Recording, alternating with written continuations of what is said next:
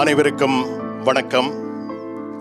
London Tamil புத்தக நிலையம் தொடர்ச்சியாக நடத்தி வருகின்ற புத்தக கண்காட்சி இப்பொழுது லண்டனில் நடைபெற்று கொண்டிருக்கின்றது.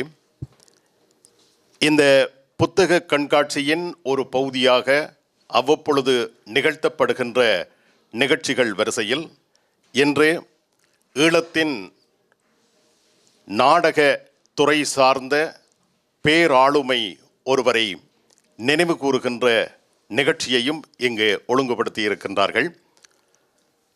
நாம் எல்லோரும், அதாவது நாடகத்துறை சார்ந்தவர்கள் மாத்திரம் அல்ல, கலைத்துறை சார்ந்த அனைவருமே பெருமைப்படக்கூடிய, மதிக்கக்கூடிய, போற்றக்கூடிய ஒருவரான குழந்தை மா சண்முலிங்கம் அவர்களை நினைவேந்தி அவருடைய நினைவுகளை மீட்டுகின்ற நிகழ்ச்சியாக இந்த நிகழ்ச்சி அமைக்கப்பட்டிருக்கின்றது. முதலில் நாம் எல்லோரும் அவருக்கு ஒரு நிமிடம் அஞ்சலி செலுத்திக் கொள்வோம். 1931 ஆண்டு நவம்பர் மாதம் 15ஆம் தேதி பிறந்த குழந்தை மா சண்முலிங்கம் அவர்கள் 2025 ஜனவரி 17ஆம் தேதி எம்மிடம் இருந்து விடைபெற்றிருக்கின்றார். அவருடைய திருவுருவப் படத்திற்கு இப்பொழுது மலரஞ்சலி செலுத்துவதற்காக ஈழத்து புத்தக உலகின் பெரியவர் என்றே அவரை நாங்கள் விழித்துக் கொள்ளலாம். அவருடைய வாழ்க்கை என்பது இலக்கிய நூல்கள் ஓடே கழிந்து வருகின்றது. மரியாதைக்குரிய பத்மநாப ஐயா அவர்களை இப்பொழுது நாங்கள் அழைக்கின்றோம். அவர் மலரஞ்சலி செலுத்துகிறார்.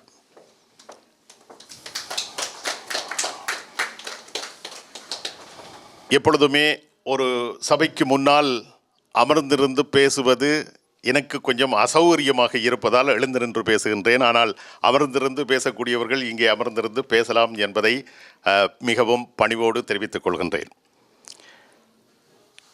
ஈழத்து தமிழ் நாடக வரலாறு என்று நாங்கள் பேசுகின்ற பொழுது கலையரசு க. சொர்ணலிங்கம் அவர்களை எவருமே மறந்துவிட முடியாது. கலையரசு க. சொர்ணலிங்கம் அவர்களுடைய ஒரு நீட்சியாக இந்த நாடகத்துறையிலே எமக்கு பணியாற்றிய ஒருவரை நாங்கள் இன்று நினைவேந்தல் புரிகின்றோம். அந்த நினைவு பேருரையை வழங்குவதற்கு மிகவும் பொருத்தமான ஒருவர். ஏனென்றால் அவருடைய வழித்தடத்தை அவதானித்து அந்த வழியிலே பயணிக்க ஆரம்பித்த ஒருவர் அவருடைய நினைவு பேருரையை இங்கு நிகழ்த்த இருக்கின்றார். நான் அடிக்கடி சொல்கின்ற ஒரு வசனம், இந்த வசனம் என்னுடையது அல்ல, அமுது புலவர் அவர்களுடைய புதல்வர் சந்திரகாசன் அவர்கள் தமிழர் தகவல் சஞ்சிகையில் கனடாவில் எழுதி வருகின்ற தொடரில் அவர் அடிக்கடி பாவிக்கின்ற விடயம் அறா தொடர் என்கின்ற ஒரு சொற்றொடர். அதனை நான் க. பாலேந்திரா அவர்களோடு பொருத்தி பார்க்கின்ற பொழுது, தாயக மண்ணிலே அவர் தொடங்கிய இந்த நாடக பணி என்பது அவர் புலம்பெயர்ந்ததன் பின்னர் தன்னுடைய பணியோடு அதற்கு மேலாக இந்த நாடக பணியை ஏற்று இப்பொழுது வரை அவர் தொடர்ந்து பயணித்து கொண்டிருக்கின்றார்.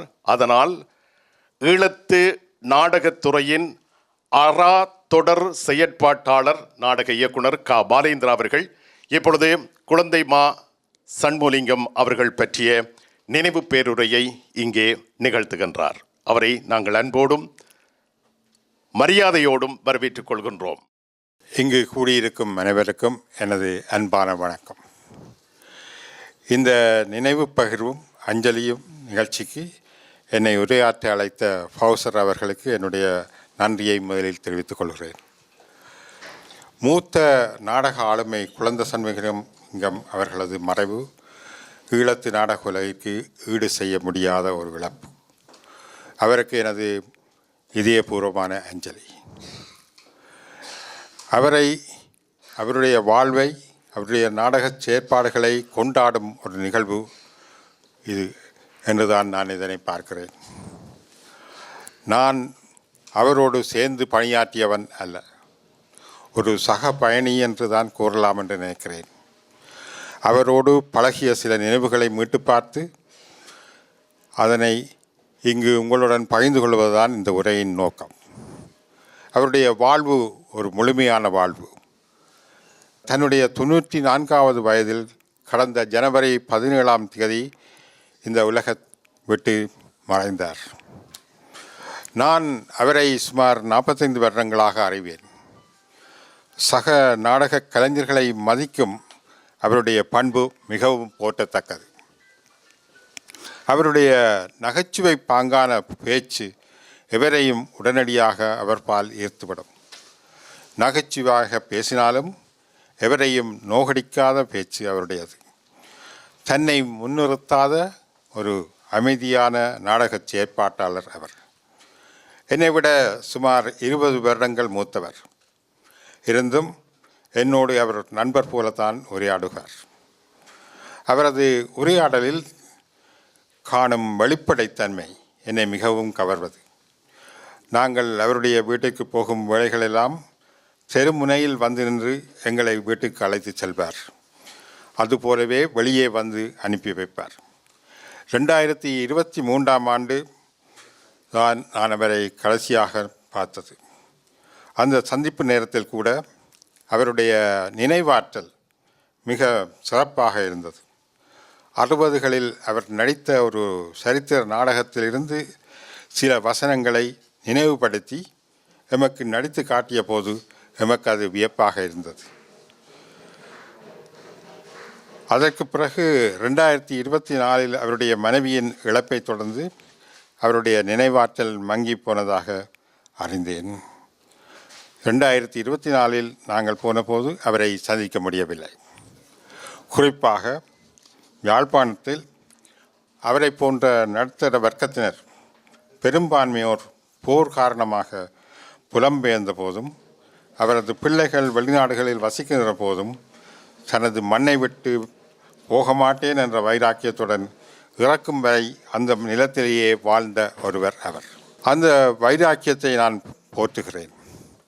அவர் அங்கு வாழ்ந்த காலத்தில் யாழ்ப்பாணத்து சமூகத்தையும் போரின் தாக்கங்களையும் நுணுக்கமாக அணுகி பல நாடக படைப்புகளை தந்தவர் அவர். நானும் அவரும் முதலில் பொது மேடையில் சந்தித்தது 1979ஆம் ஆண்டு நவம்பர் மாதம் யாழ் பல்கலைக்கழகத்தில் தான் அது நடந்தது.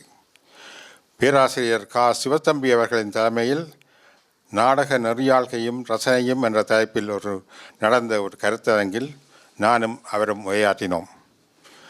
அவருடைய உரை சிரிப்பினுடைய சிந்தனையை தூண்டும் விதமாக இருந்தது. நாடகம் சத்தியத்தின் அடிப்படையில் இருக்க வேண்டும் என்றும் பார்வையாளர்கள் நாடகத்தின் ஒரு அம்சமே என்றும் அவருடைய உரையில் அப்போது அவர் கூறினார். அப்போது அவருடைய நாடக எழுத்தாக நான் அறிந்தது கூடி விளையாடு பாப்பா என்ற சிறுவர்களுக்கு பெரியவர்கள் நடிக்கும் நாடகம் மட்டுமே. அது தான் கொழும்பில் பார்த்த ஒரு சிங்கள நாடகத்தின் பாதிப்பில் எழுதப்பட்டது என்று அப்போது கூறியுள்ளார். 1978இல் அவர் நிறுவிய நாடக அரங்கக் கல்லூரியும் நான் நிறுவிய அவைக்காற்று கலைக்கழகமும் யாழ்ப்பாணத்தில் சமகாலத்தில் இயங்க ஆரம்பித்தன. எமது முதல் நாடக தயாரிப்பு மேடையேற்றங்கள் 1978 டிசம்பரிலும் 1979 மார்ச் மாதத்தில் நிகழ்ந்தன. அந்த நேரத்தில் ஒரு வகையில் இந்த இரண்டு அமைப்புகளும் ஒரு போட்டி நிறுவனங்களாக யாழ்ப்பாணத்தில் பார்க்கப்பட்டது உண்மை. ஆனால் அவைக்காற்று கலைக்களம் யாழ்ப்பாணம் மட்டுமே இயங்கிய ஒரு அமைப்பு அல்ல.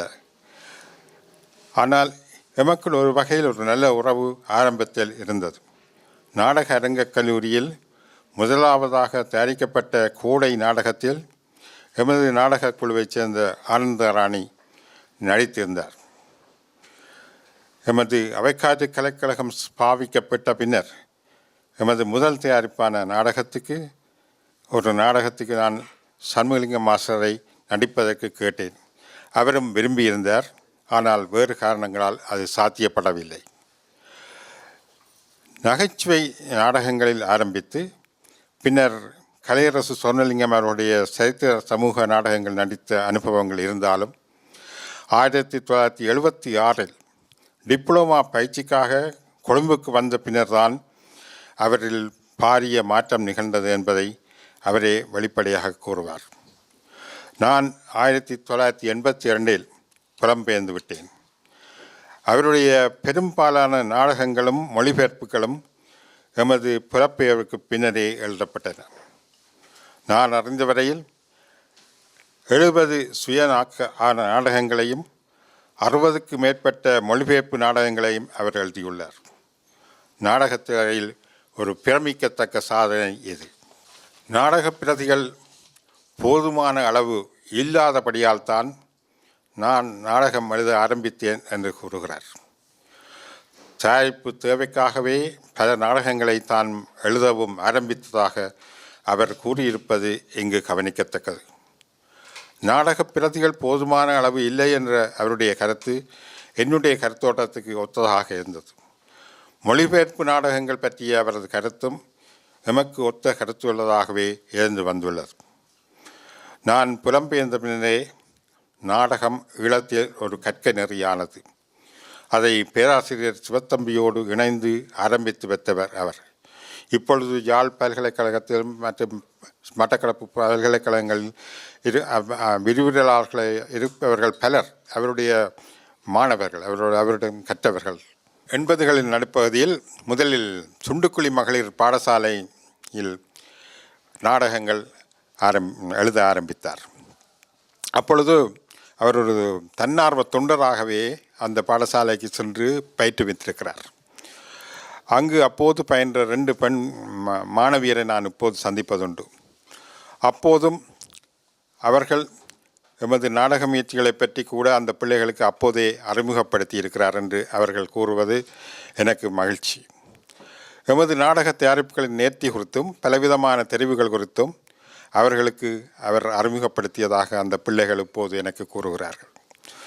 அந்த காலத்தில் அவர் எழுதிய நாடகங்கள் 4 சுண்டுக்குழி மகளிர் கல்லூரி உடைய பதிப்பாக நூலாக வந்திருக்கிறது. அந்த காலத்தில் தான் அவர் முதல் பாடசாலை நாடகங்கள் அல்லது சிறுவர் நாடகங்கள் பலவற்றை எழுதியது ஒரு காலகட்டமாக பார்க்கலாம். அதில் ஒரு நாடகம் ஒற்றுமையின் சின்னம். அந்த நாடகத்தை நாங்கள் லண்டனில் 2010ஆம் ஆண்டு ஒற்றுமை என்ற பெயரில் லண்டன் சிறுவர்களை வைத்து எமது லண்டன் நாடகப்பள்ளி ஊடாக தயாரித்திருந்தோம். அந்த நாடகம் ஒரு ரஷ்ய கதையிலிருந்து எடுக்கப்பட்டதாக அவர் கூறியிருக்கிறார். இந்த நாடகம் சுயநலம் பிடித்த நரி தான் கட்டிய பனி வீடு கரைந்து போக முயல் கட்டிய வீட்டை பிடிப்பதாக வரும். இந்த கதை லண்டனுக்கு போன்ற குளிர் நாடுகளுக்கு மிகவும் பொருத்தமானதாக இருந்தது. பின்னர் 1985 மண் சுமந்த மேனியர் என்ற நாடகம், இது சிதம்பரநாதனால் நெறியால் செய்யப்பட்டது. யாழ் கண்ணன் அவர்களுடைய இசை அதற்கு மிகவும் பலமாக இருந்தது என்ற அந்த மண் சுமந்த மேனியர் என்ற மிக பிரபலமான நாடகத்தை எழுதியுள்ளார். இந்த நாடகம் யாழ்ப்பாணத்தில் பல இடங்களிலும் 60 தடவைகளுக்கு மேல் மேடையேற்றப்பட்டது. 1985 காலப்பகுதியில் யாழ்ப்பாணத்தில் நிலவிய அரசியல் சமூக சூழலை வைத்து இந்த நாடகம் எழுதப்பட்டது. இந்த நாடகத்தில் வரும் பாத்திரங்கள் அநேகமானவை ஒரு வகை மாதிரி பாத்திரங்களே. இந்த நாடகத்தில் வரும் வகை மாதிரி பாத்திரங்கள் பாதல் சர்க்காரின் ஏபங் இந்திரஜித் நாடகத்தின் பாதிப்பில் எழுதப்பட்டதாக நாடக ஆசிரியரை கூறியிருக்கிறார்.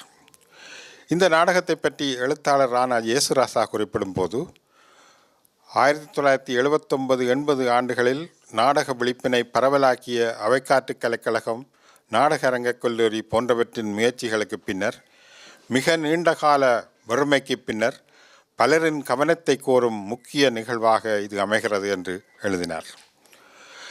காலத்தோடு நிற்கும் நாடகங்களை நான் எழுதுகிறேன். காலம் கடந்து நின்றுவிட்டால் மெத்த நல்லது என்று குழந்தை சண்முகலிங்கம் கூறியிருக்கிறார்.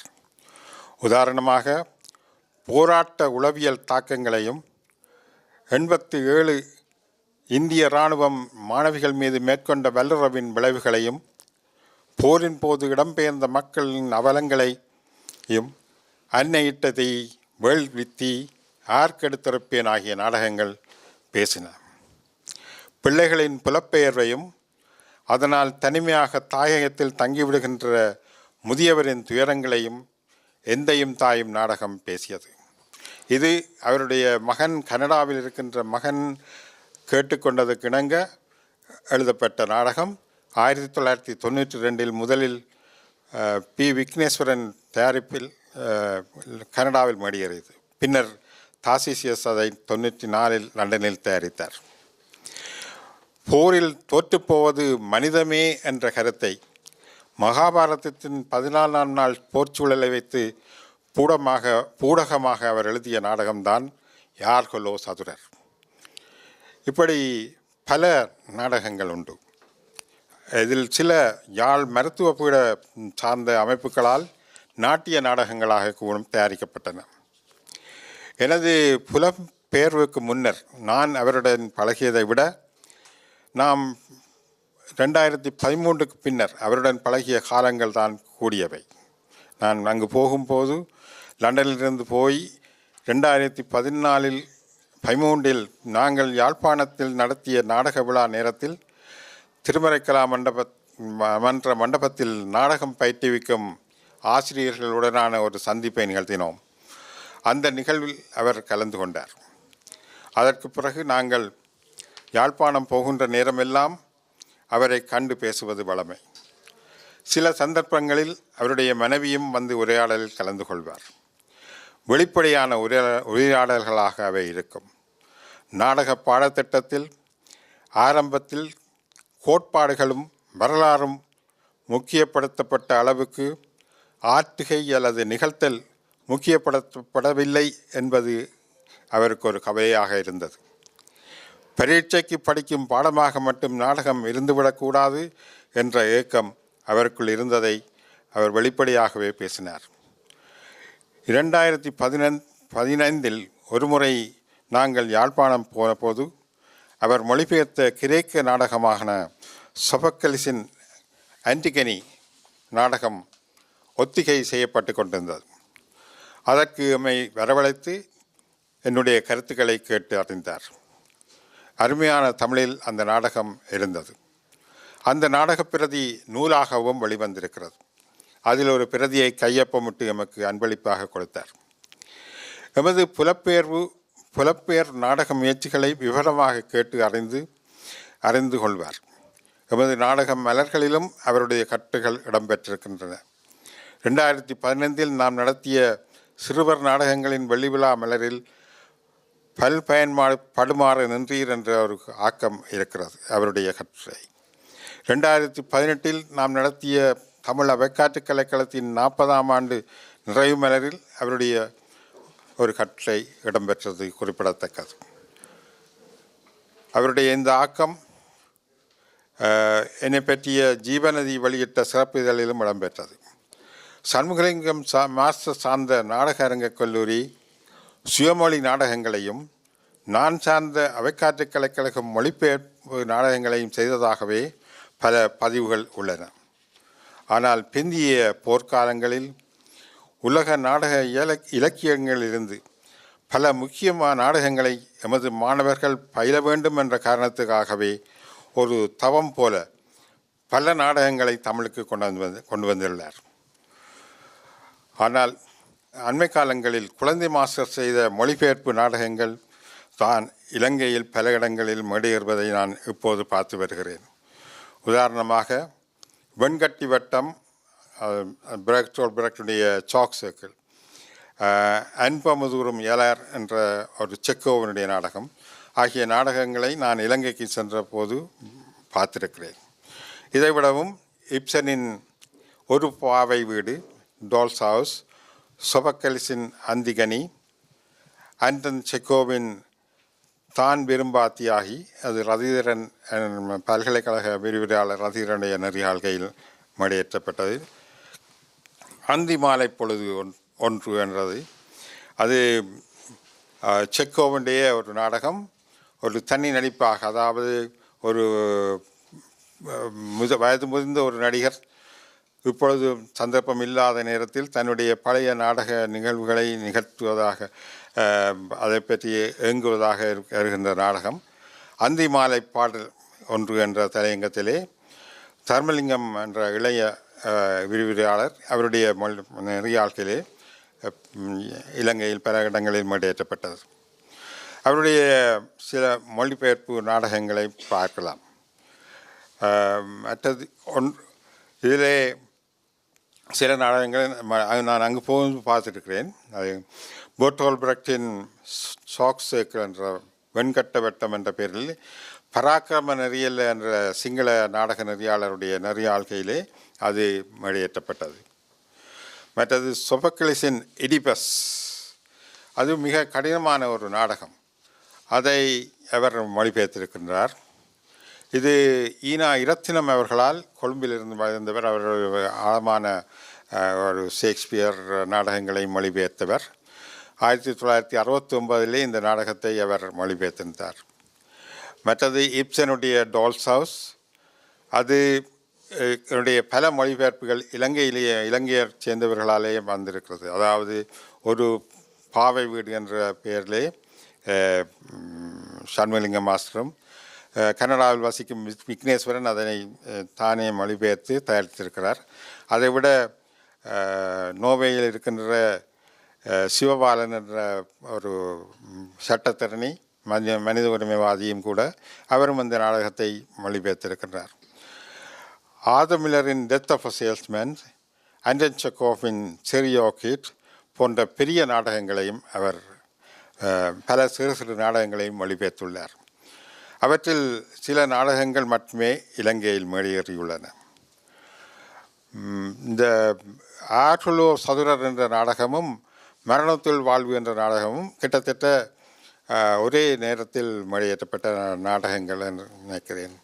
அது ஒரு இலங்கை பத்திரிகையிலே வருகின்ற பொழுது ஒரு முழு பக்கத்திலே 2 நாடகங்களுடைய விமர்சனமும் அங்கும் இங்கும் என்று மரணத்தில் வாழ்வு அதாவது போருக்கு பின்னரான வாழ்க்கையிலே நல்லிணக்கம் சாத்தியமா பழிவாங்கல் தான் என்ற கருத்தை கூட்டியது.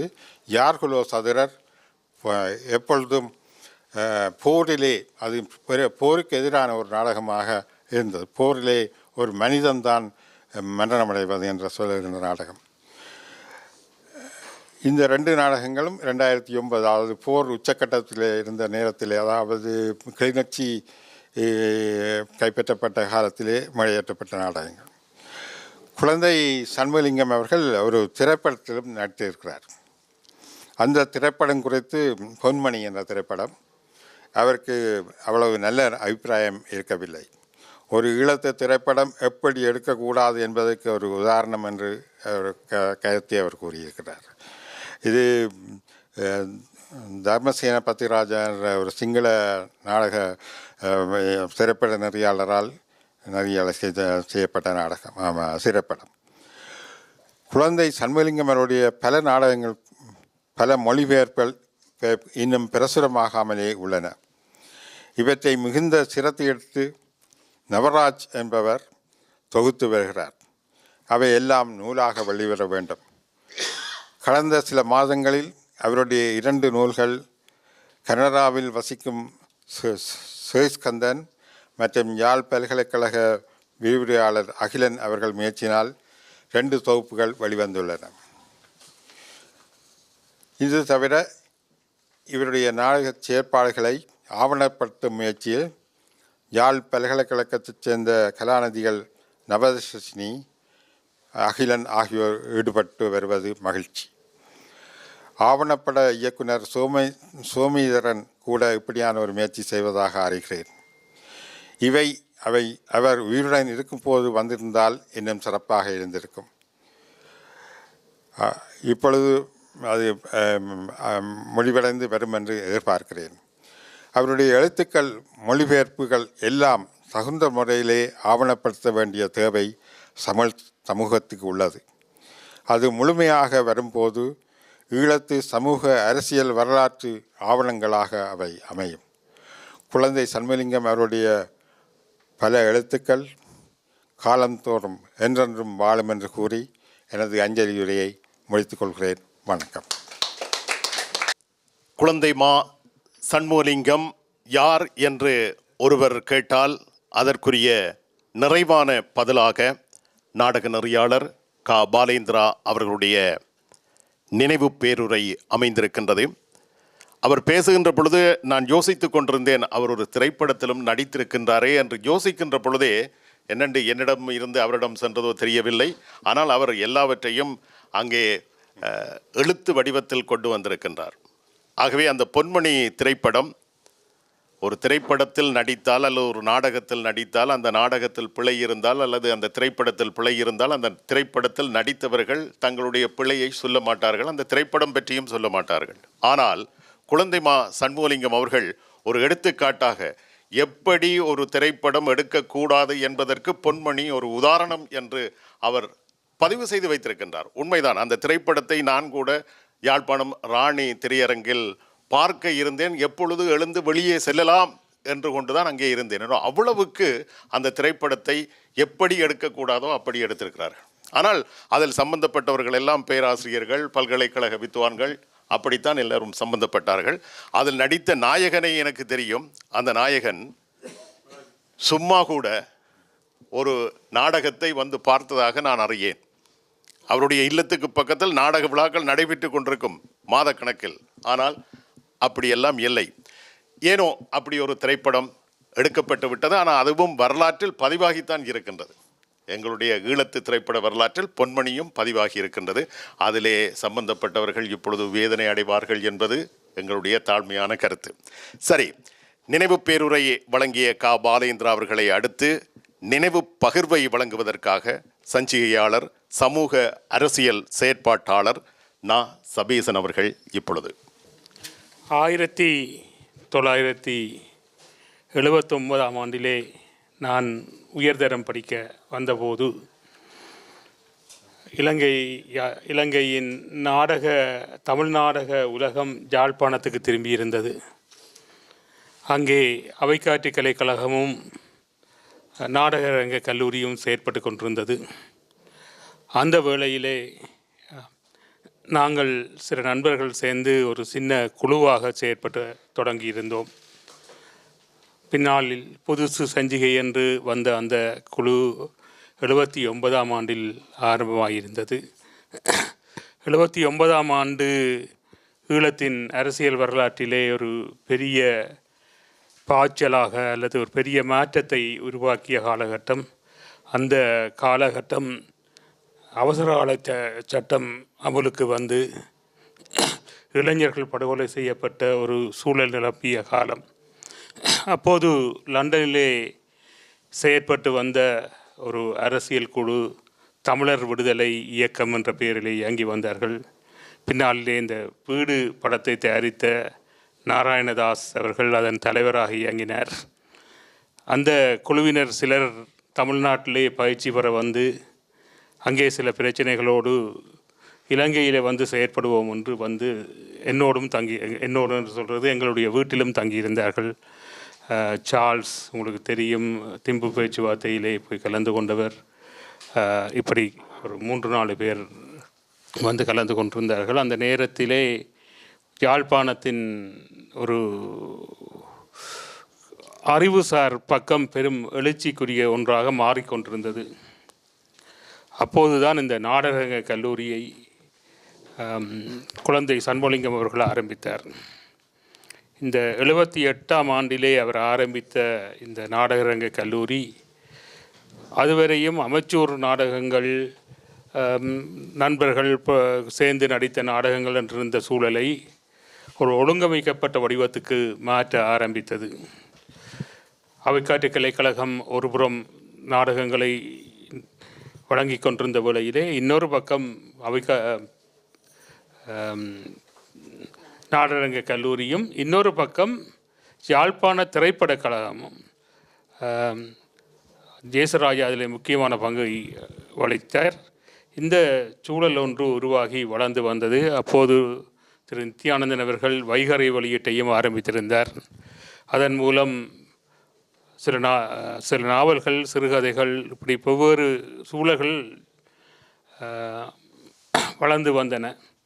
இதிலே நான் 79ஆம் ஆண்டு இந்த உயர்தரத்துக்கு வந்த பிறகுதான் இந்த பக்கம் போக துவங்கி இருந்தேன். என்றால் அதுவரையும் உங்களுக்கு தெரியும், O level படித்தால் உங்களுக்கு படிப்புக்கு நேரம் கணக்க போகும், வீட்டிலும் விட மாட்டோம், எல்லா இடத்துக்கும் போக. இந்த ஏலெவலுக்கு வந்த பிறகு கொஞ்சம் கட்டுப்பாடு குறைவாக இருக்கும். அப்படித்தான் நான் இந்த பக்கம் வந்தேன். 80ஆம் ஆண்டு நான் இவரை முதல் சந்தித்தது குழந்தை மாசரை 1980ஆம் ஆண்டு பிப்ரவரி மாதம் என்று நினைக்கின்றேன். அப்போது நாங்கள் புதுசு சஞ்சிகையை ஆரம்பித்தோம். அந்த முதலாவது இதழிலே நாடரங்க கல்லூரிக்கு ஒரு விளம்பரத்தை போடுவோம் என்று தீர்மானித்தோம். ஏனென்றால் அந்த பயிற்சி விஷயங்கள் பரவலாக தெரியாமல் இருந்தது. அவை அப்படி ஒன்றை போடுவோம் என்று அந்த விளம்பரத்துக்கு இந்த என்வலம் நாடரங்க கல்லூரியுடைய அந்த என்வலம் தேவையாக இருந்தது. அவர் தாசிசிஎஸ் மாஸ்டரை கேட்க அவர் குழந்தை மாஸ்டர் தான் இருக்கின்றது, நீங்கள் போய் எடுங்கோடாப்பா என்று சொன்னார். அப்போ நாங்கள் அப்போது தான் நானும் ரவியுமோ அல்லது நானும் பாலசூரியனுமோ குழந்தை மாஸ்டர் வீட்டுக்கு போய் முதலாக அவரை சந்தித்தோம். அவருடைய நகைச்சுவை பேச்சும் அவருடைய அரவணைப்பும் ஒரு வகையில் எங்களை அவரோடு ஏதோ ஒரு விதத்திலே இணைத்து வைத்தது. இந்த காலகட்டத்திலே நான் உயர்தரம் படித்து கொண்டிருந்ததால் பாலசூரியனும் ரவியும் விஜயேந்திரனும் நாடக கல்லூரி பயிற்சிகளுக்கு போய் வந்தார்கள். இந்த பயிற்சிகளிலே நான் நினைக்கின்றேன் ரவிதான் முழுமையாக முடித்தவர். ஏனென்றால் விஜயேந்திரன் பின்னாலே பேராதனைக்கு கல்விக்காக போக வேண்டி வந்துவிட்டது விவசாய கல்லூரிக்கு. பாலசூரியனும் பொறியியல் துறைக்கு படிப்பதற்காக போய்விட்டார். ஆகவே ரவிதான் தொடர்ச்சியாக யாழ்ப்பாணத்திலே இருந்தார். அவர் அந்த பயிற்சிகளுக்கு போய் வந்தார்.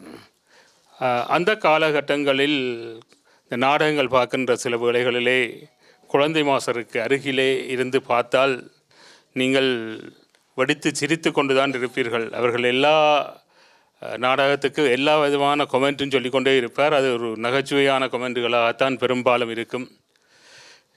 அந்த குழந்தை மாஸ்டர் அல்லது தாசிசியர் ஒரு சின்ன குறிப்பு எழுதியிருக்கிறார், நீங்கள் பார்த்தீர்களோ தெரியாது. குழந்தை மாஸ்டருடைய மரணத்தையொட்டி யாழ்ப்பாணத்தை கொழும்பிலே இருந்த என்னை யாழ்ப்பாணத்துக்கு வரவழைத்து இந்த பயிற்சிகளை வழங்க என்னை திரும்பவும் ஒரு நாடகனாக உருவாக்குவதற்கு பெரும் பங்கு அளித்தவர் குழந்தை மாஸ்டர் என்று. அவர் அந்த தாசிஜிஎஸ் மாஸ்டர் அந்த நான் நினைக்கின்ற சென்ட்ரல் கல்லூரிக்கு பிறகு மாறி பயிற்சியை ட்ரான்ஸ்ஃபர் எடுத்துக்கொண்டு வந்து விட்டார். அதுக்கு முன்னர் கொழும்பில் பணியாற்றி கொண்டிருந்த வேளையிலே ஒவ்வொரு வார விடுமுறைக்கும் கொழும்பிலிருந்து யாழ்ப்பாணம் வந்து அந்த பயிற்சிகளை ஒழுங்காக வழங்குவார். அவர் ஒரு கண்டிப்பு மிகுந்தவர். எங்களுக்கு ஒரு மகாகவி காரணமாக, ஏனென்றால் மகாகவிக்கு அண்மித்திருந்தவர்கள் நாங்கள். மகாவியின் வீட்டுக்கு எங்களுடைய காலத்திலே மகாகவி இறந்து விட்டார். நாங்கள் அனுமதித்திருந்தவர்கள் என்றதால் அவருக்கு எங்கள் மீது ஒரு வாஞ்சை இருந்தது. அதனால் தாசிஎஸ் மாஸ்டரோடு எங்களுக்கு எல்லோரையும் விட முதலிலேயே ஒரு பெரிய பழக்கம் இருந்தது. இந்த பின்னணியில் இன்றைக்கு நீங்கள் பார்த்தீர்கள் என்றால் அந்த 80களுக்கு பிறகான நாடக அரங்கு இலங்கையிலே மெயின் ஸ்ட்ரீம் முதன்மையான நாடக அரங்கு நவீன நாடக அரங்காக மாறிவிட்டது.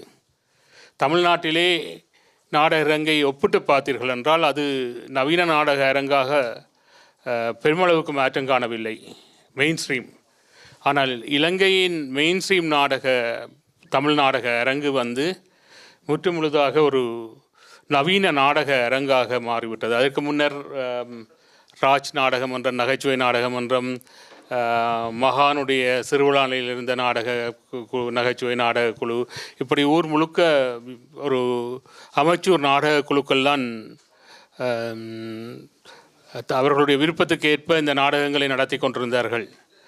ஆனால் இந்த 80ஆம் ஆண்டுக்கு பிறகான இந்த நாடக அரங்கு முற்று முழுதாகவே நவீன நாடக அரங்காக மாறியதால் ஈழப்போராட்டம் எழுச்சி கொண்ட பிறகு அந்த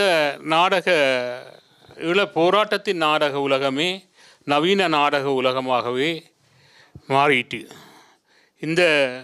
இந்த விஷயத்தில் நன்மைகளும் உண்டு, தீமைகளும் உண்டு. என்றால் தீமைகள் என்று பார்த்தால் இந்த நாடகம் பரவலாக கிராமமாக எல்லாம் உருவாகி அவர்களுடைய கிராம விழாக்களிலே திடீரென்று ஒரு நாடகத்தை கொண்டு போடுவார்கள். அப்படியான நிகழ்வுகள் இருந்து வந்தது. அந்த நிகழ்வுகள் தடைப்பட துவங்கிட்டு என்றால் இந்த நவீன நாடகமாக தயாரிக்கிறதுக்கு கொஞ்சம் பொருட்செலவு இருக்கும். இந்த பொருட்செலவுகள் இந்த விஷயங்கள் இல்லை, இந்த கிராமங்களில் இந்த நாடகங்கள் தயாரிக்கிற முறைகளே கொஞ்சம் குறைச்சிட்டுது. இந்த பக்கம் ஒன்று இருக்கிறது. மறுபகுதியிலே இந்த 2 கல்லூரிகளை பற்றி நான் இந்த இடத்திலே கூற வேண்டும். இந்த நவீன நாடக உருவாக்கத்திலே பெரும் பங்களித்த 2 பாடசாலைகள் என்று. ஒன்று சென்ட் ஆண்ட்ரூஸ் கல்லூரி, தாசிசியஸ் கல்வி கற்ற சென்ட் ஆண்ட்ரூஸ் கல்லூரி. இவர்கள் 70களின் பின்னணியே பெருமளவுக்கு நவீன நாடகங்களைத்தான் உருவாக்கினார்கள். இன்னொன்று சென்ட் ஜோன்ஸ் கல்லூரி, அங்கிருந்து தான் சிதம்பரநாதன் நாடகங்களை தயாரித்தார். மற்றது சுண்டுக்குழி மகளிர் கல்லூரி. சுண்டுக்குழி மகளிர் கல்லூரியிலே ஆரம்பத்திலே நிர்மலா அங்கு கல்வி கற்பித்தார். அதன் காரணமாக சுண்டுக்குழி மகளிர் கல்லூரி, இந்த 3 நான் இந்த மறந்து போட்டேன், 3 கல்லூரிகளையும் இந்த இளம் தலைமுறையினருடைய நாடக வளர்ச்சியிலே முக்கிய பங்காற்றிய கல்லூரிகளாக நாங்கள் கணக்கில் எடுக்க வேண்டும். தாசியஸ் மாஸ்டருடைய ஒரு மாணவனாக எல்எம் ரேமன் நல்ல ஒரு நெறியாளர். அவர் பிறகு வெளிநாட்டுக்கு புலம்பெயர்ந்த பிறகு அண்மையில் அவருடைய தயாரிப்பிலே 2 நாடகங்கள் வந்ததாக எங்கேயோ ஒரு முகநூலிலே பார்த்தேன். ஆனால் ஒரு பெரிய எழுச்சியாக இதை மாற்றியதில் குழந்தை சண்முகலிங்கம் மாஸ்டர் எடுத்த முதல் அடி இன்றைக்கு ஈழத்தின் நாடக உலகை ஒரு பெரும் பாய்ச்சலை ஏற்படுத்தி இருக்கிறது. அதில் அவருடைய பங்கு பின்னாளிலே நாங்கள் இலங்கையை விட்டு வெளியேறிய பிறகு அவர்கள் எழுதிய சுய நாடகங்கள் பல நூல் உருவாகாமல் இருக்கின்றது என்று பாலேந்திராவையும் குறிப்பிட்டார். மற்றது அவர் உருவாக்கிய நெறியாளர்கள் என்று நாங்கள் திரும்பி பார்த்தோம் என்றால் இலங்கையில் இருக்கின்ற பல நெறியாளர்களை அவர் உருவாக்கி இருக்கின்றார். அந்த பணியிலே அவர் பெரும் தமிழுக்கு ஒரு பெரும் பேறு அவருடைய அந்த பணி. இந்த இடத்திலே அவரை மீண்டும் நினைவு கூர்ந்து நன்றியுடன் விடைபெறுகின்றேன். தேங்க்யூ. நன்றி சபேசன் அவர்களே. ஈழத்து நாடகத்துறை தொடர்பாக பல விடயங்களை நினைவூட்டி இருக்கின்றீர்கள். அதற்காக மீண்டும் ஒரு முறை நாங்கள் நன்றி தெரிவித்துக் கொள்கின்றோம். ஈழத்து தமிழ் நாடக வரலாற்றில் கலையரசு கா. சொர்ணலிங்கம் அவர்களுக்கு பின்னரான தமிழ் நாடக ஆற்றுகைக்கு மிக பெரும் ஆளுமையாக விளங்கியவர் குழந்தை மா. சண்முகலிங்கம் அவர்கள். கலையரசு சொர்ணலிங்கம் அவர்கள் காலத்திற்கு பின்னரான அந்த காலத்தில் நாடக கலை நலிவுறாமல் காத்து வந்த பெருமைக்கு உரியவர் நாடக கலை பெருமகன் குழந்தை மா. சண்முகலிங்கம் அவர்கள். நாடக ஆசான் குழந்தை மா. சண்முகலிங்கம் அவர்கள் நாடக கலைக்கு ஆற்றிய பணிகளில் அரும்பெரும் பணியாக கருதப்படுவது நாடகத்தை கற்கைக்குரிய கல்வியாக்குவதற்கு அவர் உதவியமை. அதனை மிக சிறப்பாக பாலேந்திரா அவர்கள் சுட்டிக்காட்டியிருந்தார். பேராசிரியர் கா. சிவத்தம்பி அவர்களோடு சேர்ந்து அந்த கற்கை நெறியை பல்கலைக்கழகத்திலே ஆரம்பித்து வைத்தவர் அவர் என்பது. 150க்கும் மேற்பட்ட நாடகங்களை அவர் எழுதியிருப்பதாக பதிவுகள் உள்ளன. ஒரு சில நாடக நூல்களாகவும் வெளியிடப்பட்டிருக்கின்றன. அவரது நாடக தலைப்புகளே எம்மை சிந்திக்க வைக்கும். அகம் பிரம்மம், அன்னத்துக்கு அரோகரா, அரசுக்கு மாளிகை, அன்னமிட்ட தீ, அம்மையே அப்பா, ஆரோடு நோகேன், எந்தையும் தாயும், மண் சுமந்த மேனியர்.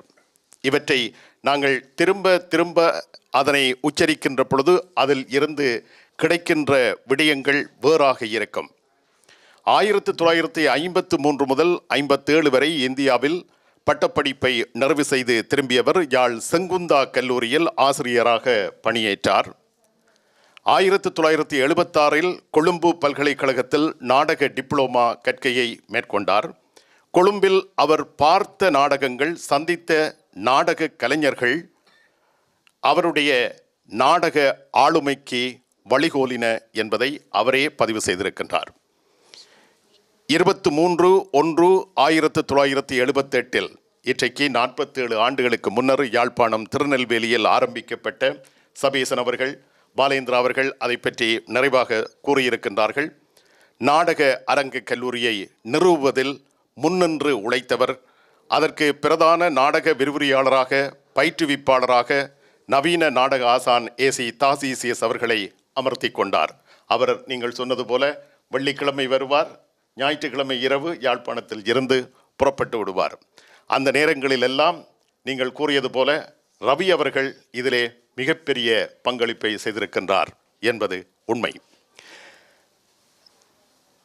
இது ஒரு புத்தக கண்காட்சியாக அமைந்திருந்தாலும் கூட இந்த புத்தக கண்காட்சியோடு எமது இலக்கிய ஆளுமைகள், கலைத்துறை ஆளுமைகளையும் நினைவு கூர்ந்து அவர்கள் பற்றிய விடயங்களையும் மக்களுக்கு எடுத்து செல்கின்ற பணியை லண்டன் தமிழ் புத்தக நிலையத்தினுடைய இயக்குனர் ஃபவுசர் அவர்கள் நிகழ்த்தி வருகின்றார். அவர் இங்கே மாத்திரமல்ல, லண்டனில் மாத்திரமல்ல, அவர் இப்பொழுது ஐரோப்பா எங்கும் வலம் வருகின்றார். இலங்கைக்கும் கூட இந்த புத்தக கண்காட்சியை கொண்டு சென்ற பெருமைக்குரியவராக இருக்கின்றார்.